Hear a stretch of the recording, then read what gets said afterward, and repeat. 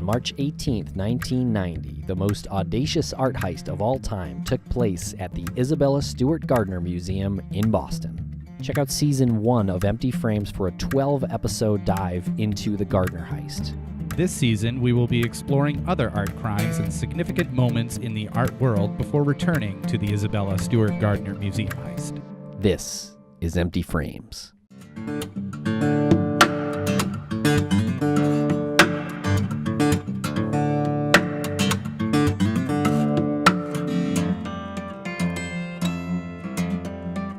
Welcome back to Empty Frames. I'm Tim, alone here today in the Crawlspace studios in Wormtown, but I am being joined by phone with Lance Reenstierna. How are you, Lance? What's going on? How you doing? Sorry I couldn't be there, but I am out jet setting. I am following up on hot leads, kind of. All right, cool. Well, we'll have to hear about it later, and don't worry about it. It's just the intro.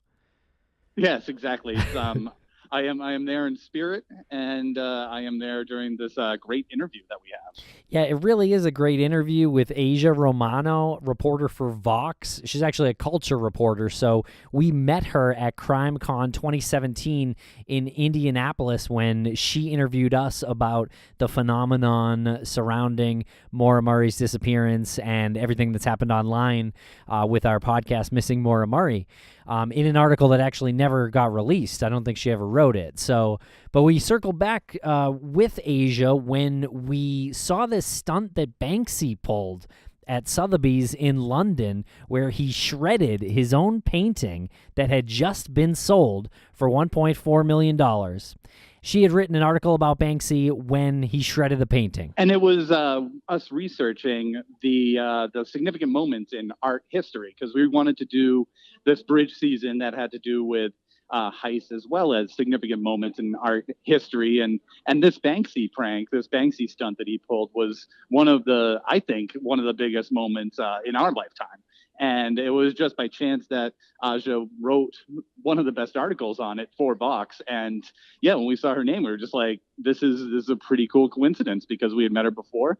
And she really had a lot to say, not only about the shredding itself, but we got into the whole mind space of what is even considered art in the first place.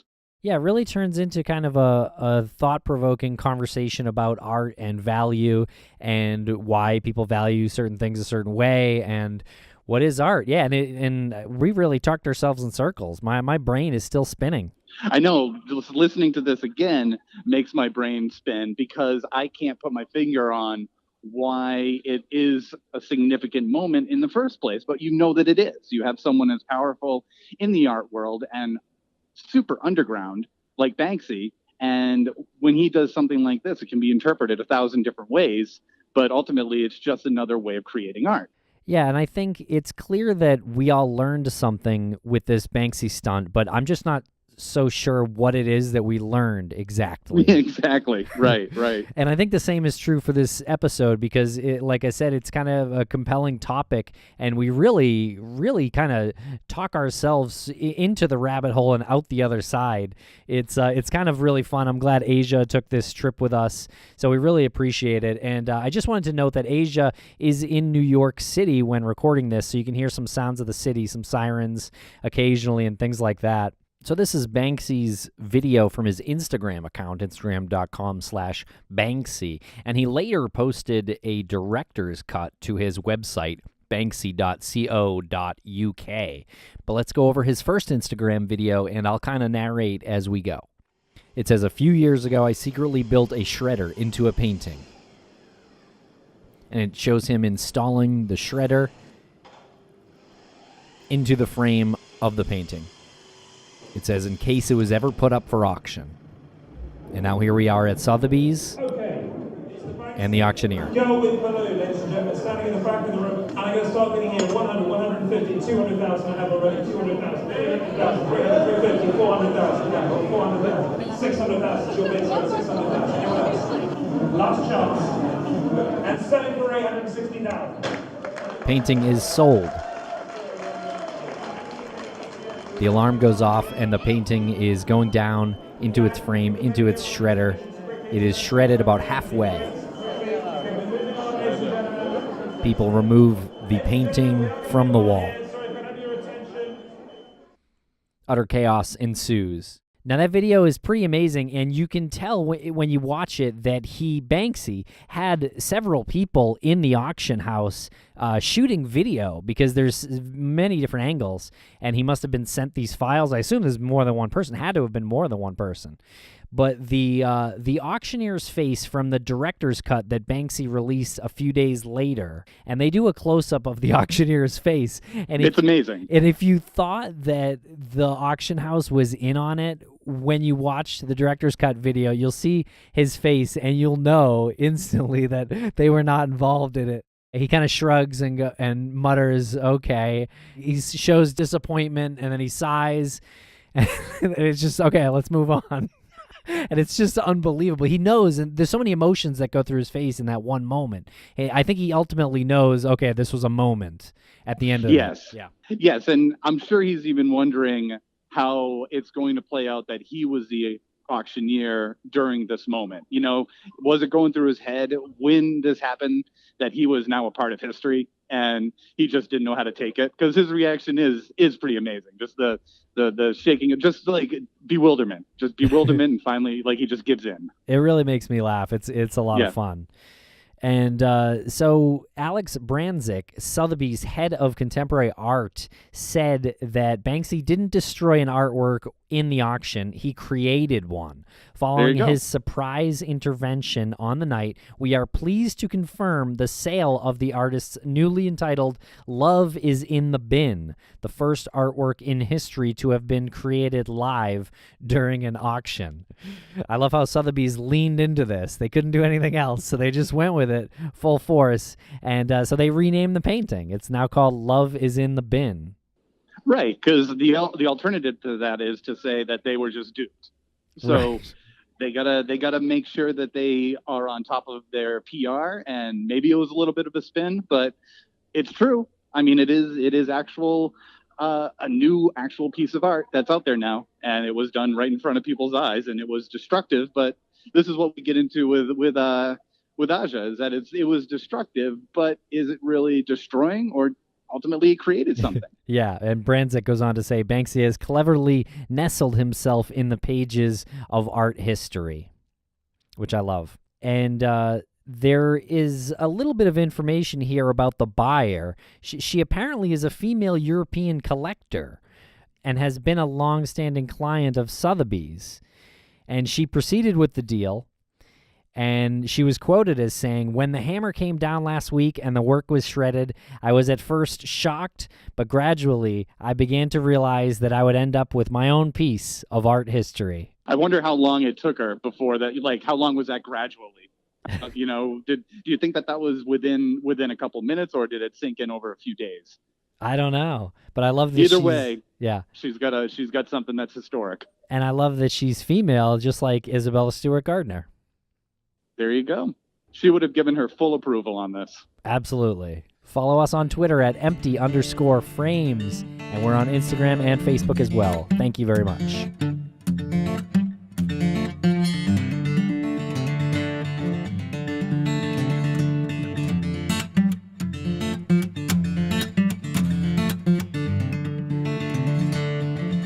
Welcome to Empty Frames. I'm Tim here today with Lance in the Crawlspace studios here in Wormtown. We have a very special guest on the line. It's Aja Romano from Vox. How are you, Aja? Great. Hi, guys. Good to be here. It's great to have you here. I first want to know what it's like working for Vox, because that just feels like a dream job. It can be really intense. I think because I'm not in the political pod, I don't have to deal with the constant, destruction of our democracy 24 hours a day, 7 days a week. So I have a lot of awe and respect for those guys. But I'm a culture writer, so my job is a little more.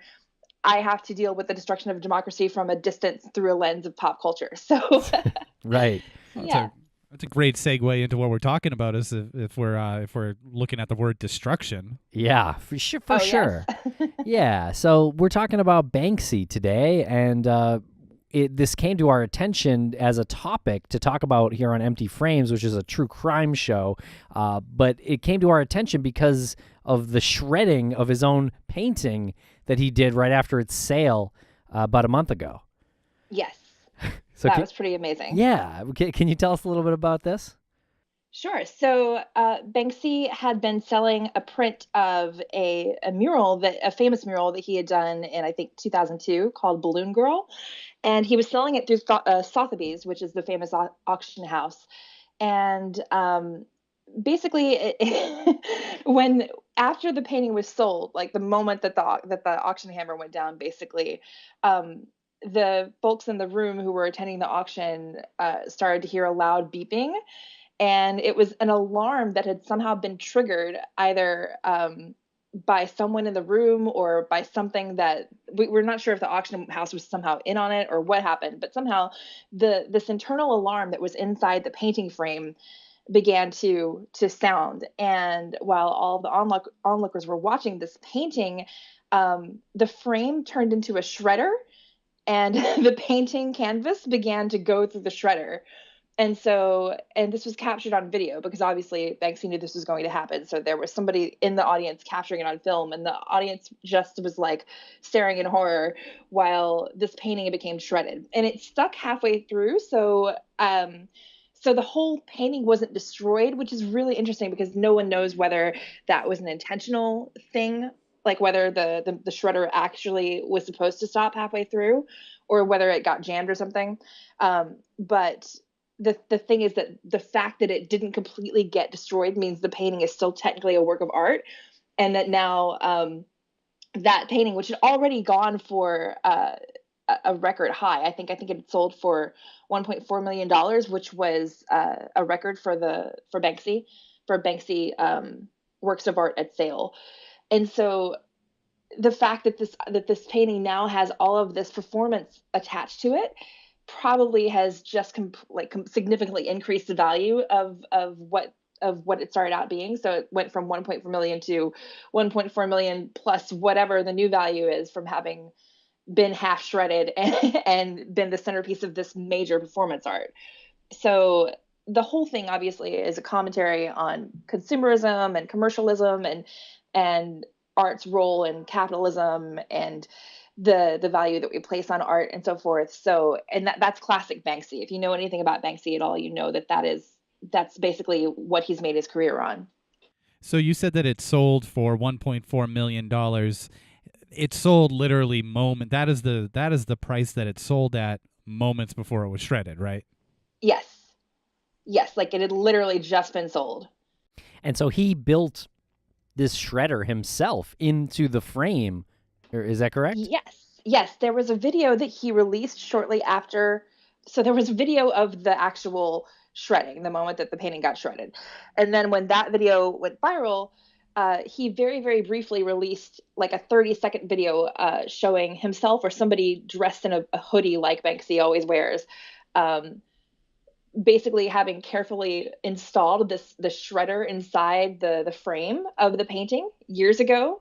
So this was a prank that had been obviously very, very carefully prepared and had been years in the making. So years ago. Oh, I didn't realize that this had been. Yeah, a year ago or 2 years ago, whenever he first made the frame for the painting. So yeah, it was intense.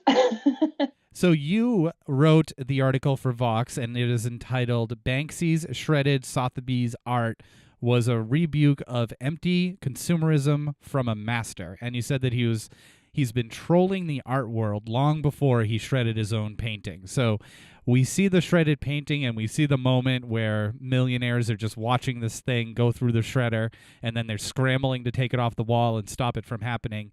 What has he done previously to that where he's been trolling the art world?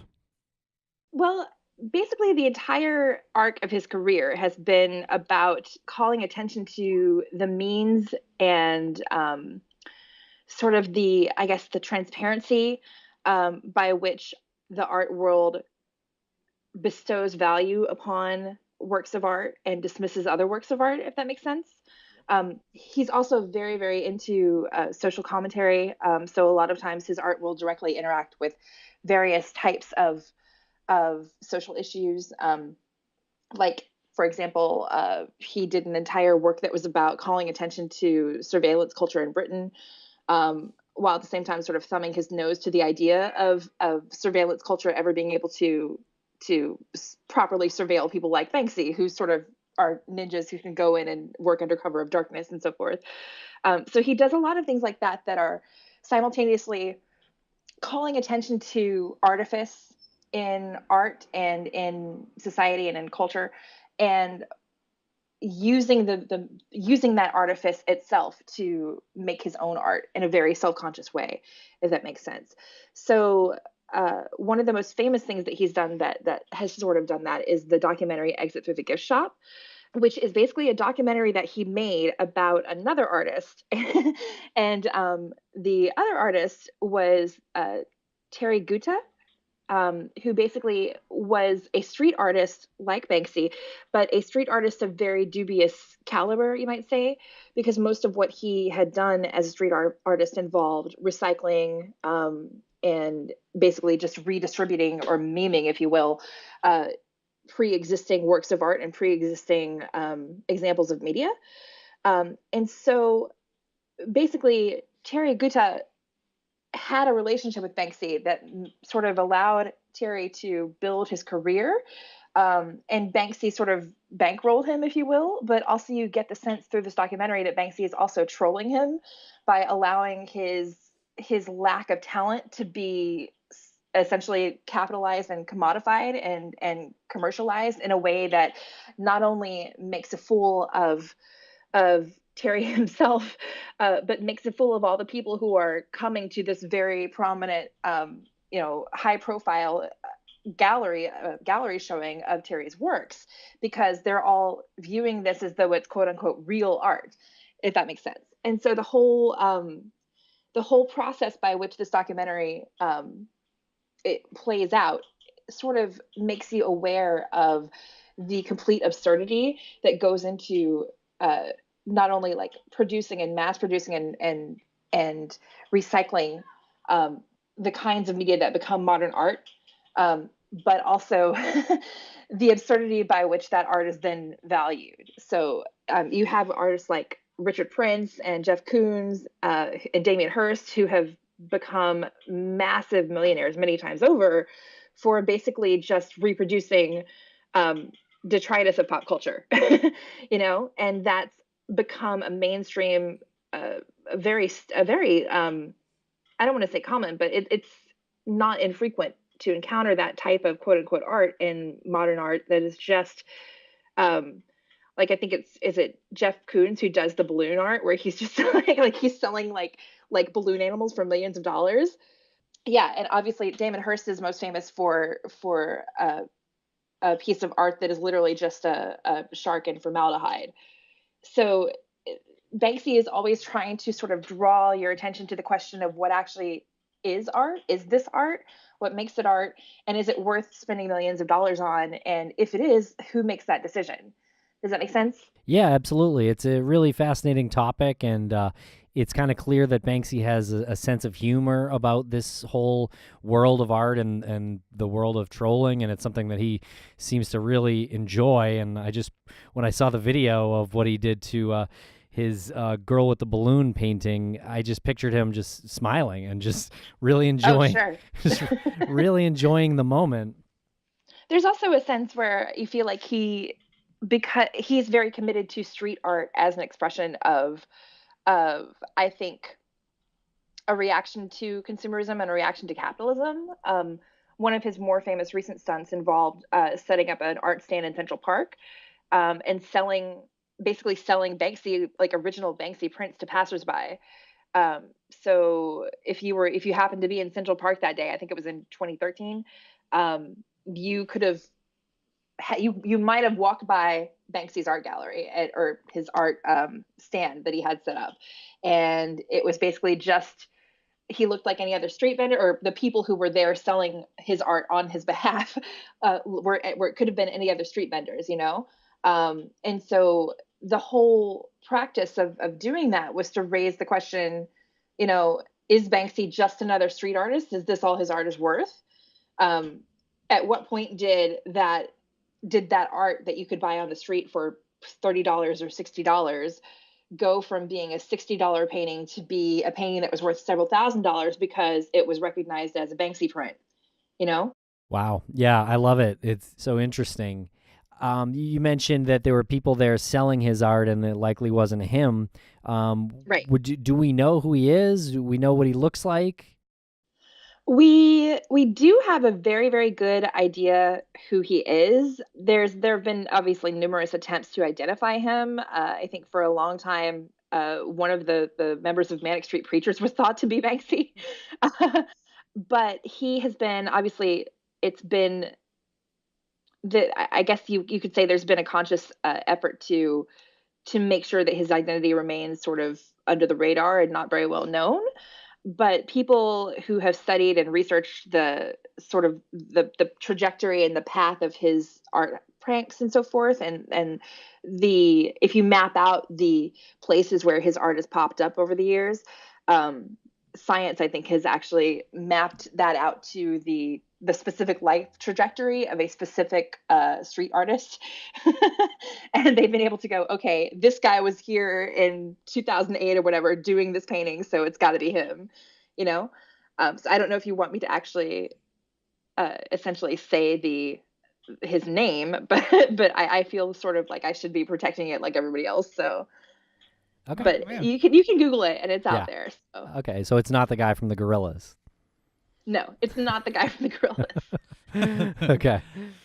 So it sounds like his image that's out there and his message that's out there is very carefully constructed. And I'm just wondering how one goes about doing that. And where did he get his start? And do you know the first instance where someone was looking at something that was on a wall and it was associated with his name? And then how does that person create such a movement?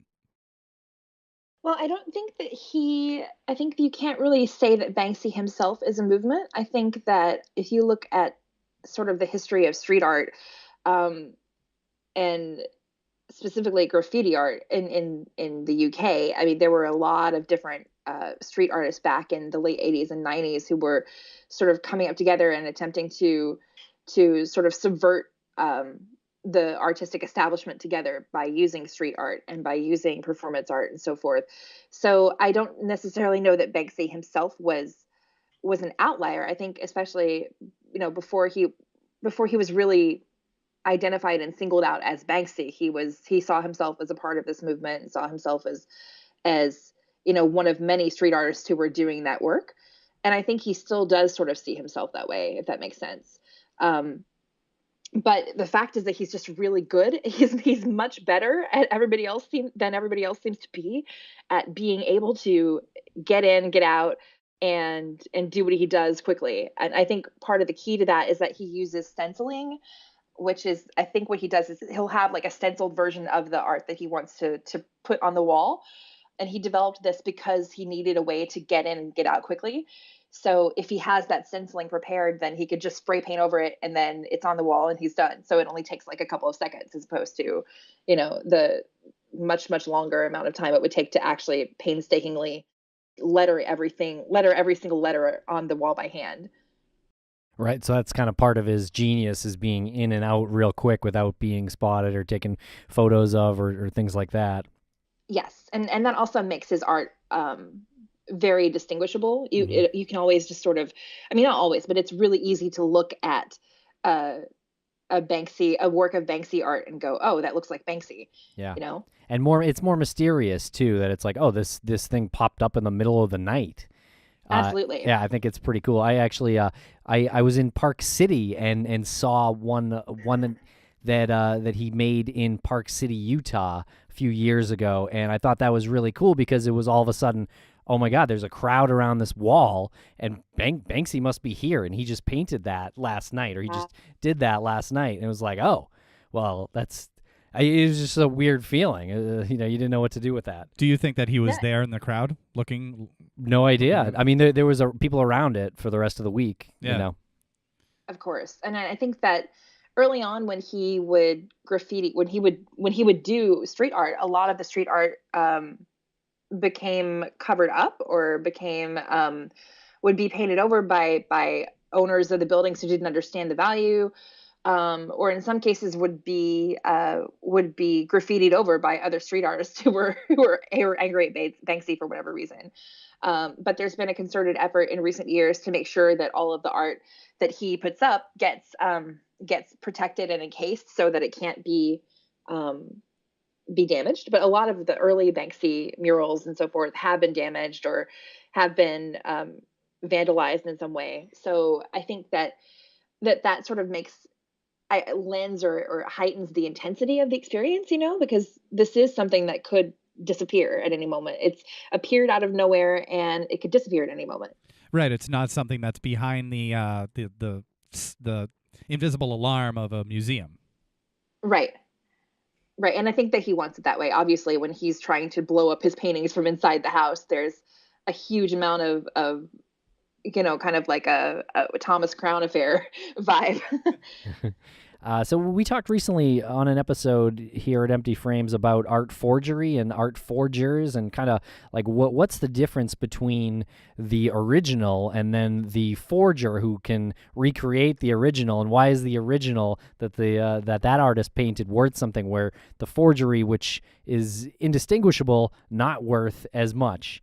And so I think that kind of plays into this conversation a little bit. But I think it's funny that Banksy's market has accelerated following this stunt. You mean the market where his works are conceived as being even more valuable? Yes. I think that's part of his design in a sense, because the whole reason this works is because he counts on the art establishment to do what it does, right? He counts on the art establishment to go crazy over the fact that he just shredded his own painting, and to inflate the value of his art accordingly, right? Like it's strange because he profits from this mechanism, but he's also completely skewering it and he's making fun of it. So the question is, which came first? Did he decide did he start out as an outsider artist deciding to make fun of this mechanism, and then the mechanism grabbed hold of him and he just rolled with it? Or is he saying, okay, well, you're going to make fun of me, or you're going to elevate and inflate the value of my art no matter what? I'm now the successful artist, but I'm not going to go down without a fight. I'm going to make sure that everything that you pay for is also trolling you. Right. Does that make sense? Yeah. I like how you put it in your article that he's kind of critiquing the commodification of art. And I think that's... Absolutely. Yeah, you kind of nailed it there. What do you make of the senior director of Sotheby's, Alex Brandzik, saying that they got Banksy'd? I think that it's a very savvy statement on the art director's part, because whether or not Sotheby's was in on it, they clearly know what it means to sell a Banksy painting and then to have a Banksy painting turn into a performance art event on the spot at their auction house. Like, that was a big deal for them. I mean, this incident was trending worldwide on Twitter for like the entire night. I mean, that is some serious publicity that you can't pay for, right? But he's also calling out the fact that Banksy is a brand, which is sort of Banksy himself is very anti-establishment. He's deliberately set himself up against the kinds of artists like Damien Hirst, like Jeff Koons, et cetera, who are quote unquote branded, where you're paying as much for the fact that the art has Jeff Koons' name on it or the art has Damien Hirst's name on it as you are for the art itself, right? Mm-hmm. Right. But we clearly are into Banksy because it's Banksy, There's a mystique around that name. There's a definite set of cultural assumptions that go into hearing that a Banksy painting is crept up on your corner, like you said, it was a really strange experience. Just to know that Banksy had been in your neighborhood and had suddenly created this art overnight, Yeah. So I think that A, the Sotheby's director is clearly aware of that. And B, Banksy himself is obviously always drawing attention to the artifice behind valuing the painter over the painting and valuing the artist over the art. And what you said about the forgery connection, I think is really interesting because when we think about forging, when we think about forging and forgeries, we're mostly thinking about forging works of art that date back, I would say, pre-mid 20th century, mainly 19th century and earlier, right? Because as you get into modern art, the impact of mass production and commercialization meant that modern art itself has become, in many ways, mass-produced and commercialized, and obviously has been very focused on being this very self-aware, easily replicated, easily marketed type of art that can be easily distributed and can be easily sold. And obviously, this is a print of an original mural, right? It's not even the original painting; it's a print. So this idea that images were made to be duplicated and repurposed and remixed and transformed and made new again through the tenets of fair use and so forth, has all been a huge part of modern art and modern meme culture and modern remix culture. So you can't really forge a Jeff Koons work of art, right? Because he's just making balloon animals, right? How do you forge that? And you can't really forge in fact, Damien Hirst's the shark sculpture, which is I think his most famous work. It's, if you don't know what I'm talking about, he has this giant shark sculpture. And I don't know where it's being shown. I think it's probably in a private gallery somewhere, but it's called the physical improbability of death in the mind of someone living. And it's like this 10-foot tiger shark in formaldehyde. And that's it. That's the sculpture. It's just a shark in formaldehyde. Huh. And it's really impressive, but it's literally just a shark. And apparently, over time, the shark, I think this painting the sculpture appeared in the 80s.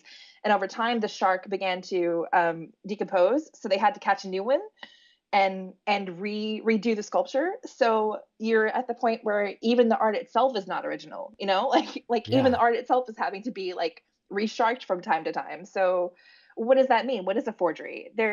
Basically the concept doesn't really exist at this point in art, but we still have obviously massive penalties being bestowed upon people who forge, earlier works of art. Yeah, I think that's a great point. I would love to hear Banksy's point of view on forgeries. Is he for them, against them? What does he think? Or he just doesn't care. Yeah, I mean, it's kind of fascinating. I will say that Banksy did release a director's cut of his video showing him making the mechanism that shredded the painting. He does say that the auction house was not involved in it. Excellent. So then they were just really, really recouping and they were thinking on their feet very well. Yeah. Well, do you think that the auction house looked at it instantly if they're not in on it, and they had to have just seen the opportunity right away? These aren't dumb people, right? You don't have any other choice, right? Right. Oh yeah, it kind of got to go with it. It's going through a shredder. Well, I think that's what he means when he says we've been Banksy'd. Yeah. What else can you do when you've been Banksy'd except to acknowledge that you've been Banksy'd and go and roll with it, Yeah. Did they refund the person who purchased the painting? I'm sure not, right? How does that? Well, I'm sure the person who purchased the painting was enthralled and delighted, But how weird is that? I'm like, my head hurts. Right. Talking about it. So who owns it at that point? You just win the bid. Are you the official owner at that point once the gavel goes down? Yeah, I think so. Right. I don't know. I mean, I think that you're the official owner not only of the painting, but of the performance art around the painting, right? Because you paid for the print and you paid for the frame, and the frame turned out to be a shredder that activated after you bought it. But you bought that. You were buying that. You were buying the risk that Banksy might have installed a shredder in your frame when you bought the painting. Art is so complicated. Right. And when it was like this unintentional performance art. Not unintentional. I said that wrong.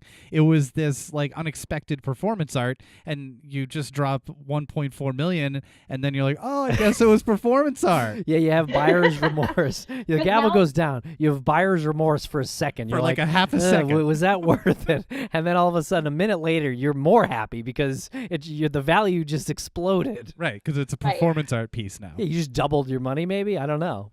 Do we know who bought you it? definitely doubled your money, I think. That's crazy. Do you know who bought it?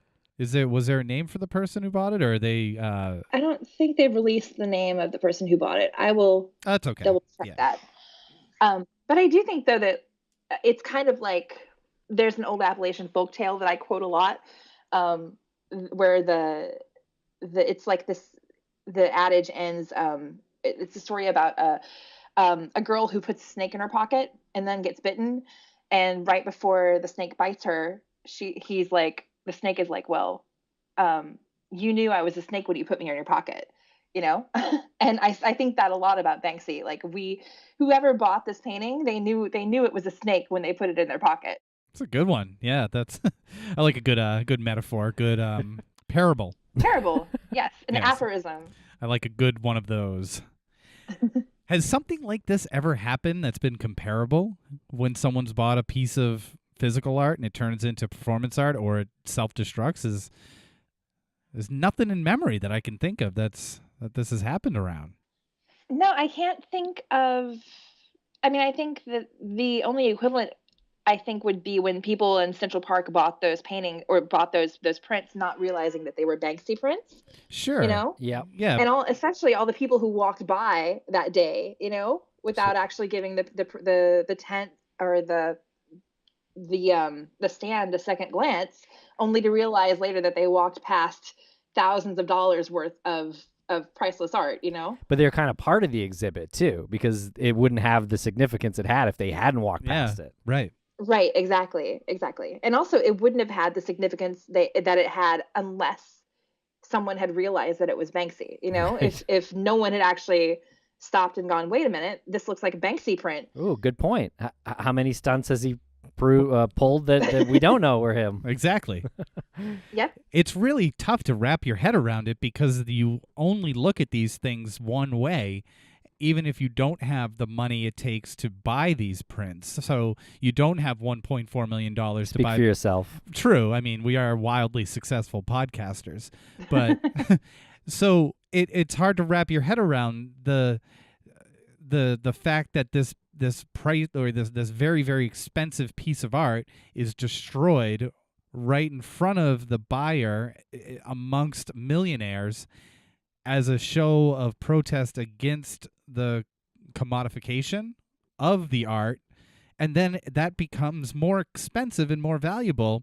And was that the intent, or was that did it backfire? Did he want it to totally get destroyed, or I guess did the result not matter, just the fact that he could do that? Was that one question? You know, I think that all of these questions that you're asking are the questions that he wants you to ask. There's kind of a famous quote by an artist named Tracy Emin, and the quote is something like, modern art is the means by which we terrorize ourselves.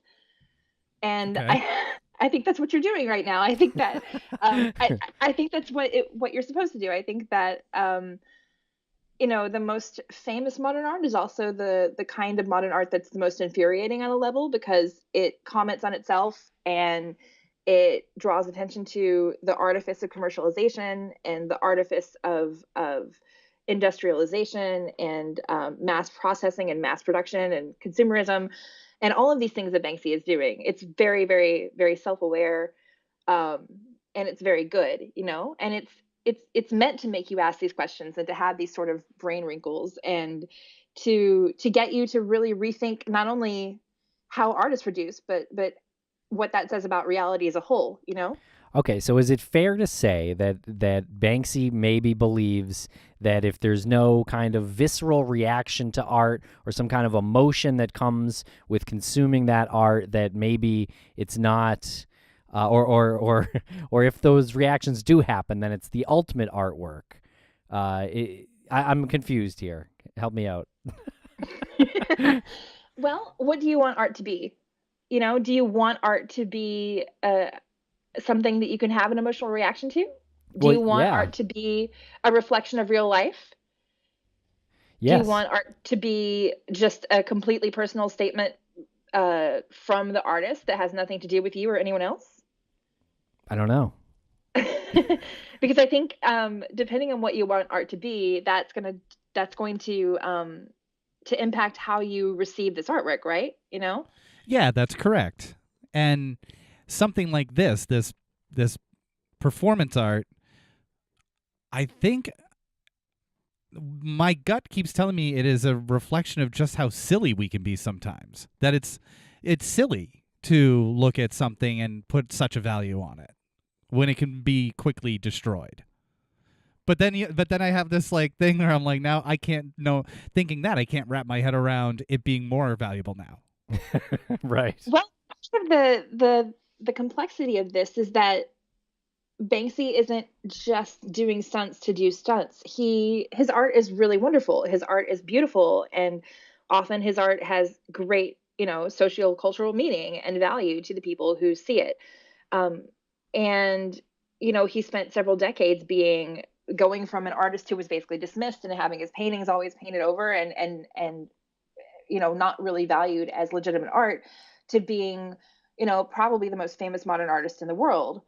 And that shift happened because we were able to stop thinking of his art as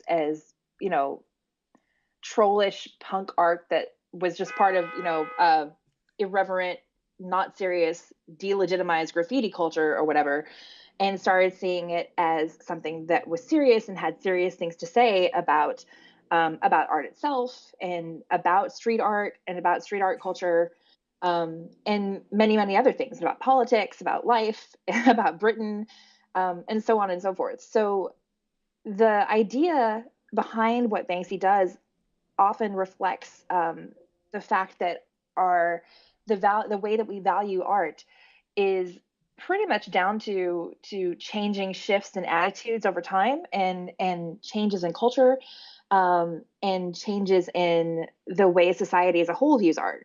The reason Banksy is able to draw attention to the artifice in his own art by shredding his own painting is because modern art culture has evolved this very, very, very lucrative process by which auctions sell paintings for millions and millions of dollars, basically based on hype, based on the branding of the artist, um, based on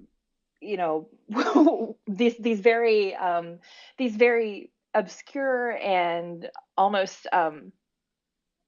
fantastical economics by which modern art is valued, Hmm. and it does seem very surreal and very silly and very shallow in a way.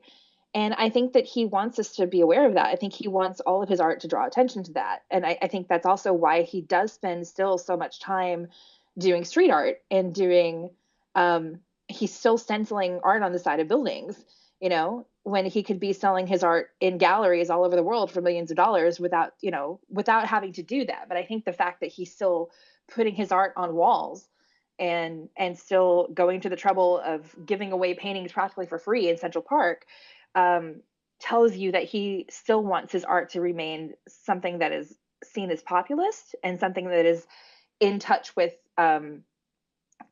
reality, basically, and is not just sort of consigned to these very high flung art dealers and art galleries all over the world. Yeah, he's no sellout, right? Or wait, or is he? Is he? That's the question. Yeah, I don't know. I do like the 2015 exhibit, Dismaland, that he put up. It was sort of like an interactive exhibit, kind of like a take on Disneyland, as if it's been abandoned for like 50 years or 100 years, what a weird exhibit that is. Yeah, I would have loved to have seen that. It sounds like it was amazing.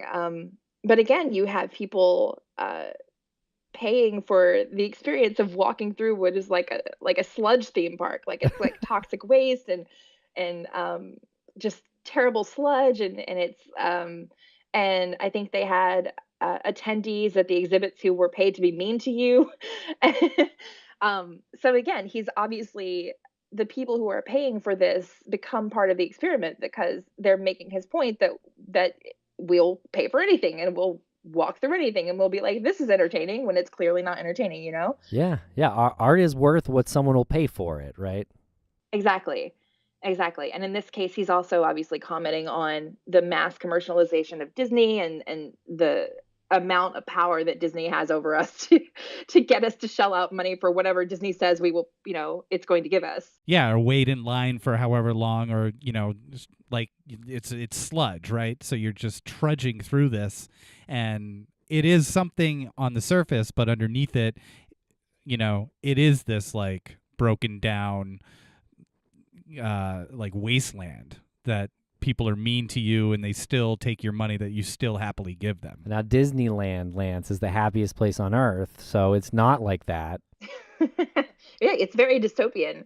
It's very dystopian. You're not allowed to say that the emperor has no clothes, right? Right. It's that kind of thing. So, by walking through Dismaland, you're revealing the lie that Disneyland is just over commercialized. That's great. Yeah, yeah. And actually, one weird thing about Disneyland, Disney World, they won't pronounce someone dead on the premises. I don't know if you heard this. Yeah. If someone dies in Disneyland or Disney World, they will wait to pronounce the person dead until the ambulance has left the premises, because no one dies at the happiest place on earth. That's really, I love that. That's from, I think, Enter the Mouse, which is this like behind the scenes book that talks about how horrible Disneyland is and takes you into like all of the horrifying work environments that all the Disneyland workers have to deal with, and it just sounds so horrifying. But the thing is that Disney can get away with it because they own half of Orlando at this point, so and they don't really have a lot of regulation. And I think that's another thing that he's calling attention to when he has these people who are being paid to be mean to you. And there are a lot of different aspects of this that I think Banksy is always aware of and calling attention to. Don't you think he had to be playing one of those surly workers at one point, at least for one day? Like you asked, do you think he was in the crowd watching people look at his art? Don't you think he had to have been one of the workers at one point just to observe what the heck was going on? I know if I was him, I would want to do that. That's the ultimate troll job, right? Right. You kind of it would be in the character, I think. Yeah. What do you think? Or else you would have had surveillance cameras all over the place and observed them that way, which seems to be like a thing that Banksy would do. No, that's a good point. That could be a higher level of what we're talking about. Yeah. Right. We've seen that tattoo of the girl, the balloon girl. That took off, right? You've seen people with the tattoo of balloon girl. Sure. How long before we're going to see the tattoo of half shredded balloon girl on people? I mean, I imagine that the day that happened, somebody went out and was like, I'm going to get a tattoo of this printer of this whole frame. I'm not sure how that would actually look on someone's arm or leg, but I think it would be fantastic. I'm thinking of doing it like as a sleeve on my right forearm. No, you're going to do it on your lower back. You're like... I think I can get a cooler tattoo sleeve than Lance has. Yeah. I think I'd like to see that. I think it'd be good. I don't know. I'd like to see the tattoo artist's reaction, though, when you ask for it. Yeah. All right.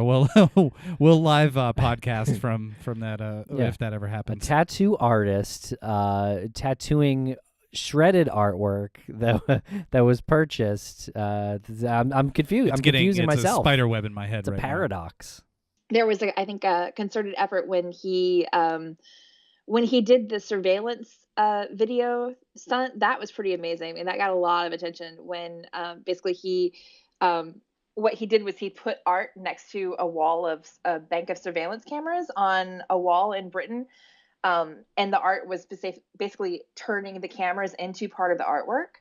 And this way it was really ingenious, but also was calling attention to the art. And I think that was probably the first time I really went, oh, Banksy really has stuff to say. And he's not just a really talented street artist.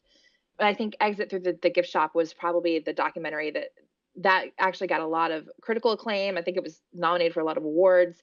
And that, I think, put him in the consciousness of a lot of people. So, yeah, I think you're right. Yeah, exactly. I first really became aware of him in Park City that day. I mean, I had kind of heard of him a little bit, but wasn't something I was really too really taken by, or something that took up a lot of my brain space at that time. I did think it was, the whole experience of seeing a crowd gathered for that purpose was sort of eye-opening, but also confusing, and as I'm extremely confused today. Right. I didn't expect this conversation to confuse me so much. Yeah. What is art? What is value? What is Banksy doing? I mean, this is great. This is great. I'm so glad Banksy is an artist on the scene today. I'm so glad that we're living through this era. So we talk about, some of the classic, the masters, right? We talk about Rembrandt and Vermeer and Degas. What do you think they would think of this, and how does Banksy compare to these masters? I think that they'd be into it. I mean, I think, when you look at the way that art movements of the past have always been in reaction to each other, you look back, especially modern art movements, post-impressionism was a reaction to impressionism, which was a reaction to romanticism, which was reaction to realism, like all of these different things. Artists are always in conversation with one another, and in conversation with art history to a large degree. And I think the more we go on, the more art develops and evolves, the more self-aware art gets, because how can it not, and I think that all of those old masters and so forth, I think that they would be aware of that, because I think in their own ways, each of them were also reacting both to art as a conversation and reacting to the culture that they were in, Yeah, I agree. And I think also artists have always been, we've always had great trolls among us in the art world. We've had like all of those artists who were obviously queer, but who were forbidden to paint. Obviously, were forbidden to paint homoerotic images, so they turned Saint Sebastian into like the great homoerotic coded symbol for gay men throughout by painting him through in these very, very phallic ways throughout the years. And I think that while doing it with the express permission and authority of the church, right? Yeah. So there have always been these ways in which artists have trolled the establishment, I think. And I think it's important to be aware of that and to recognize that Banksy knows that, and he's doing that partly to fit himself in this tradition. That did a lot to clear up the confusion in my head. That really did. It kind of did, yeah. It's a conscious evolution. Like, I think Banksy is a conscious evolution of art, and I think you're right. Absolutely. Yeah, and I think you're right, Lance and Asia, that these old masters, Vermeers, Rembrandts, they couldn't have been old masters if they didn't understand that art evolves, and it will evolve beyond them. Yeah, as long as they continue. And they're a product of everything that came before them. And it's probably all for the best that some of their most famous artworks get stolen. Well, I think it's interesting that Banksy's street art can't be stolen, right? And then he's kind of, again, having the last laugh. Okay, we can riff on that for a little while. I mean, you could take each brick out and then reassemble it, I suppose, if he did it on a brick wall. But you also have you also have other street artists who will vandalize him and will graffiti over his paintings.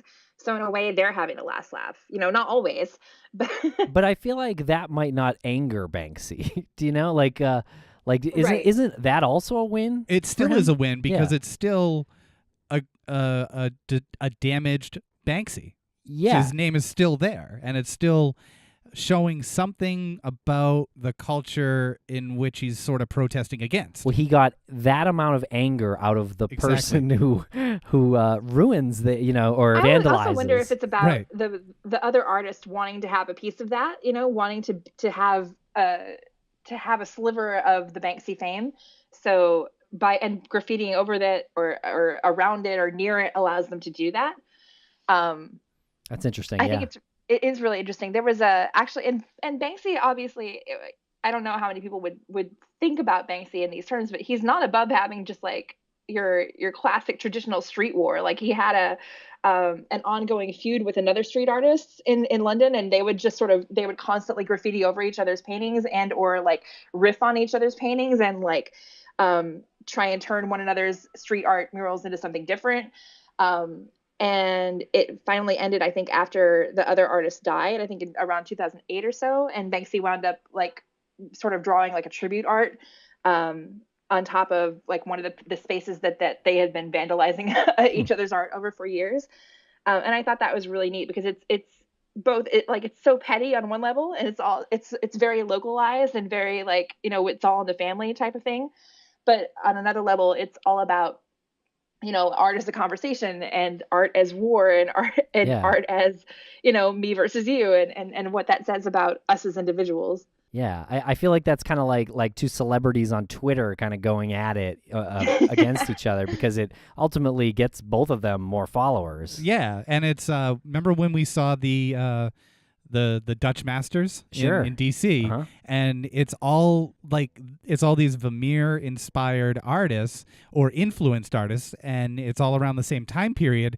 And we were looking at it, and we're like, well, how many times can you paint a maid looking out a window? But each one of them had a different take on it, and it's like this guy saw Vermeer's and said, well, man, her head's turned to the left, so I'm gonna do this, but she's gonna be holding a book, and the guy at the desk is gonna have a quill pen instead of, you know, like a dog by his side or something. But there's like really not much difference when you're looking at all those paintings in that exhibit. But there were like 20 or 30 people surrounding one Vermeer, and like Exactly. 2 or 3 around the one next to him who wasn't a Vermeer. Yep, exactly. And then the Vermeer shredded. I'm back to being confused. I'm back to being confused again. Well, Damn you, I think Banksy. it's interesting that I tend to think of that type of I guess not really transformation, derivation. There's a whole conversation in copyright about whether works are derivative or transformative. And fan fiction basically operates under the fair use clause, because people say that fanfics are transformative, they're not derivative, which means they're not exact copies of the thing that you started out with. You know, the idea of a fanfic is always to transform the original source material in some way. And I think we see that throughout art history. Actually, we see artists attempting to transform the work that came before them over and over again. And a lot of times, especially when we talk about modern art, trying to parse the difference between a meme or a forgery or a work by Richard Prince that's selling for millions of dollars in a gallery somewhere. And the only difference is context, you know? Like the only difference between me going on Photoshop and making a duplicate copy of this thing that then winds up in a Richard Prince gallery is that Richard Prince is saying this has meaning, and my taking this previously existing work of art or piece of media and turning it into this thing that I've stuck on my wall and now I'm selling for millions of dollars, is that I say it means this, and because I'm Richard Prince, I can do that. But really, there's not that much difference. And I think this is where you get into the idea of derivation versus transformation. You know, what makes something transformative, you know, in which it gains new value from being reified, or as opposed to derivative, where it's just a repeat of the original. There's nothing new there. Oh, so now it's starting to make sense again in my head. Please explain it to me. So Balloon Girl that was destroyed was a reprint, correct? Mm-hmm. So there you go. He's taken a reprint and he's destroyed it. So the reprint is essentially a derivative, right? Mm-hmm. But he's transforming the entire movement by destroying the derivative. Perhaps even making the derivative more expensive than the original. Yes. Definitely. Yep. Okay. in its transformation. I'm confused again. But it's great. It's a great thing to think about. Yeah. That we just kind of talked ourselves into this unintentionally. You said, after I said about paintings being stolen, you said no one can really steal his, and unless it's like you do it brick by brick, but you kind of do by making a reprint of it. So he can steal his own. And then he can transform, not only steal his own, but he can transform what it represents by destroying it. Mm-hmm. Wow. Still there? This is heavy. I love it. I love thinking about this stuff. I do it a lot. So Yeah. It's something that makes me happy, because I think that these conversations obviously directly impact, you know, things on the internet, and they impact how we think about pop culture and how we think about lowbrow and highbrow culture, right? Like what's the divide there? Is there a divide? And I think that those questions are where Banksy lives. That's great. He did the same with Dismaland too, right? Because Disneyland is just this plastic version of what's not real, what you want to be real. And also Disneyland is highly litigious and prone to suing everybody around them for copyright infringement. And obviously this was something that they couldn't sue for copyright infringement for, even though it was obviously riffing off Disneyland, Right. and everything about it was a riff, because it's transformative and it's basically using the original source material to create new social commentary, to create new ideas about the original in ways that hopefully elevate the conversation. So here's what I think we should do. We should go back to all of our original audio files from all of our shows and just jumble them all up and then just put them back out there for the public to consume and just be like, it's performance art. I think you might have a little more work to do to make it performance art. Fair enough. Yeah. Well played. Yeah. Do you have any last words about Banksy? No, watch Exit Through the Gift Shop if you haven't seen it. It's really fantastic, and it's trolling you as you watch it, and it's trolling everybody, and it's great.